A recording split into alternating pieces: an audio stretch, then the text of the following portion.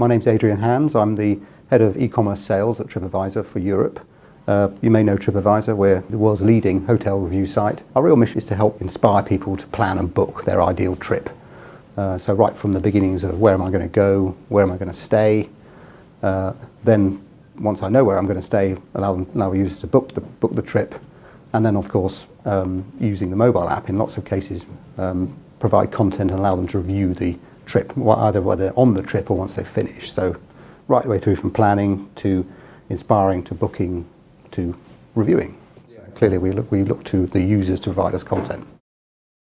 TripAdvisor is fundamentally a vacation site, and we know that because of the types of trip that people look at booking, the destinations they look at. For example, somebody from New York might look at Paris or Milan for 7 nights. That indicates to us that's probably a vacation. So emotionally they're in a good frame of mind when they come onto the site, which means then the way we need to surface content to them is absolutely vital, and that's a very important part of our user experience.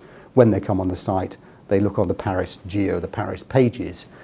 How can we inspire them both from hotel content but also the other parts of the business we run, which is restaurants, attractions, and other things that they would do when they're on the trip. We also have an airlines piece. The airlines piece is I suppose the budget airlines piece is part of the reason why we exist actually. Not only is the global travel market growing significantly in terms of hotel stays, it's budget airlines, is the new revolution in how people get around. So the amount of travel traffic is expanding extraordinarily. We launched our mobile app probably 10 years ago. We've now had something like 250 million downloads. The beauty of mobile for TripAdvisor is that we have 2 objectives for that platform. The first one is collecting content. Still a lot of our hotel reviews, the more lengthy hotel reviews, will come from a desktop platform right now, but we get an enormous number of restaurant and attraction reviews from a mobile device.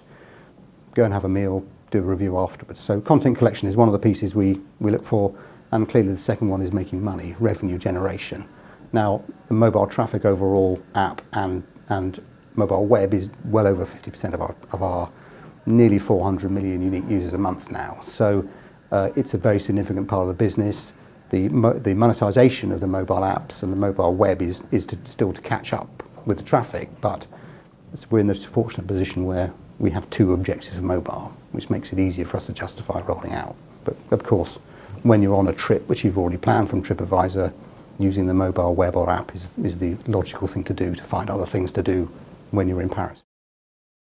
We have 3 iterations of our website. There's desktop, there's tablet. We consider tablet, where the 7-inch, 7, 10 or 12-inch screen together with, we consider the 2 with desktop. With mobile, that's another site altogether. So we're not trying to convert any one of those other 2 into a mobile site for very significant reasons of real estate. That's the main tip, is how much time we've spent trying to figure out how to make what's on desktop is a pretty complicated site into something straightforward. For example, on desktop, you go into any one particular hotel page, it will surface another 50 hotels that are similar to what you're looking at. No way you can do that on mobile. You might be one or 2.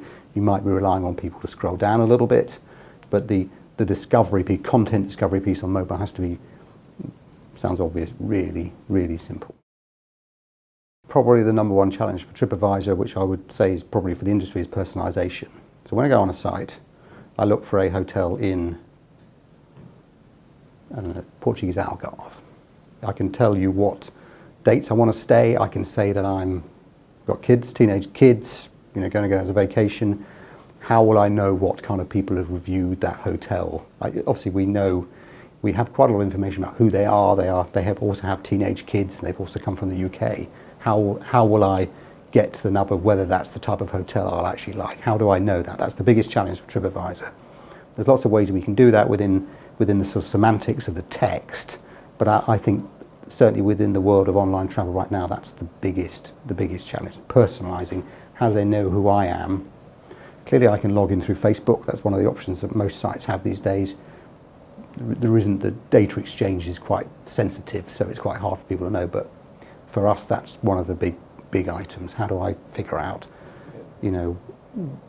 Adrian's a certain type of person with certain age kids, does a bit of traveling. How do I know the people who are reviewing and say that hotel's really nice are people like me? The reviewer community are well-spirited. They're on vacation, they're staying in hotels, they're doing attractions, they're going to restaurants. Those are nice things generally for people to do. So the community lives on TripAdvisor because people want to share their experience, they want others to benefit from it. So actually the positive experience are generally pretty good. The average score, we have a maximum score of 5 rating on our site. The average score right across the site in hotels is 3.9. So in general, people are enthusiastic, and what that means is generally people are getting the right information. We've all had experiences when we've gone to hotels and then we quickly realised the people reviewing were not people like us, like they were completely different age group, completely different nationality, whatever the reasons are. And that, of course, that happens, but fundamentally the success of the site is because it works. People want to be constructive, and their people know what other people want to know, therefore they review it that way. And we've built the site and the review mechanics to do that. For example, there's a room tip in a hotel. When you go and stay in a hotel and you've enjoyed it, what would be your tip for a room? Or it's in the middle of Berlin, it's quite noisy, I'd take a room on the sixth floor or something like that. That works fantastically well. And then we ask people to give helpful votes. The users get helpful votes. The more helpful votes they get, the more status they get as a reviewer. So it's a self-fulfilling prophecy in terms of, fundamentally, it's people having a nice time, so it shouldn't be too hard. Now, Airbnb is a fantastic disruptor, and to our mind, they're the kind of position that TripAdvisor was in when it first started, sort of 2002, 2003. So people didn't do hotel reviews before TripAdvisor arrived, or at least they did, but on a small scale. So Airbnb, fantastic disruptor, offering a completely different type of accommodation that we don't. Would we work with them? I think currently we have another business called Vacation Rentals, which is slightly different model to Airbnb, but basically it's a big market in the US, it's a big market worldwide actually, where you would rent a property for a week and the owner would give you the key and then leave and you would have the place to yourself. Not quite the same as Airbnb in some cases, but there's no reason why we wouldn't list Airbnb properties probably if they wanted to, and have our users engage with those guys as well. We already do it with vacation rentals. You might know companies like Home Away, Booking.com has a huge business with vacation rentals. So worldwide it's a big business. Quite happy to supply traffic to those guys if they think it's going to be useful.